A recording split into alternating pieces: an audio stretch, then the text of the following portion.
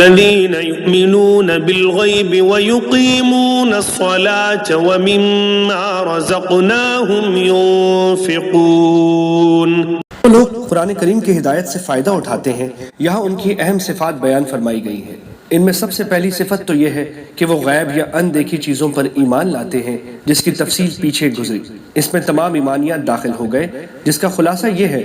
کہ جو کچھ اللہ تعالیٰ نے قرآن کریم میں بیان فرمایا یا جو کچھ نبی اکرم صلی اللہ علیہ وسلم نے ارشاد فرمایا، ان سب پر ایمان لاتے ہیں۔ دوسری چیز نماز قائم کرنا بیان کی گئی، جو بدنی عبادتوں میں سب سے اہم ہے، اور تیسری چیز اپنے مال میں سے اللہ تعالیٰ کے راستے میں خرچ کرنا ہے، جس میں زکوٰۃ و صدقات آ جاتے ہیں، جو مالی عبادت ہے۔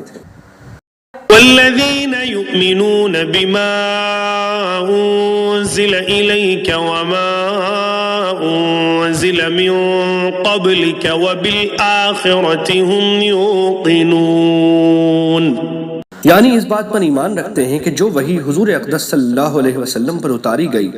وہ بھی بالکل سچی ہے، اور جو آپ سے پہلے انبیاء کرام علیہم السلام مثلاً حضرت موسیٰ یا حضرت عیسیٰ علیہم السلام پر نازل کی گئی تھی وہ بھی بالکل سچی تھی، اگرچہ بعد میں لوگوں نے اسے ٹھیک ٹھیک محفوظ نہ رکھا بلکہ اس میں تحریف کر دی۔ اس آیت میں ایک لطیف اشارہ اس طرف بھی موجود ہے کہ وحی کا سلسلہ حضرت صلی اللہ علیہ وسلم پر ختم ہو گیا۔ آپ کے بعد کوئی ایسا شخص پیدا نہیں ہوگا جس پر وحی آئے یا اسے پیغمبر بنایا جائے، کیونکہ یہاں اللہ تعالیٰ نے صرف حضرت صلی اللہ علیہ وسلم پر نازل ہونے والی وحی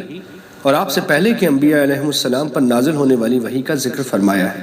آپ کے بعد کی کسی وحی کا ذکر نہیں فرمایا۔ اگر آپ کے بعد بھی کوئی نیا پیغمبر آنے والا ہوتا یا اس کی وحی پر ایمان لانا ضروری ہوتا تو اس کو بھی یہاں بیان فرمایا جاتا، جیسا کہ پچھلے پیغمبروں سے یہ عہد لیا گیا تھا کہ آپ حضرات کے بعد حضور نبی کریم صلی اللہ علیہ وسلم تشریف لانے والے ہیں، آپ کو بھی ان پر ایمان رکھنا ہوگا۔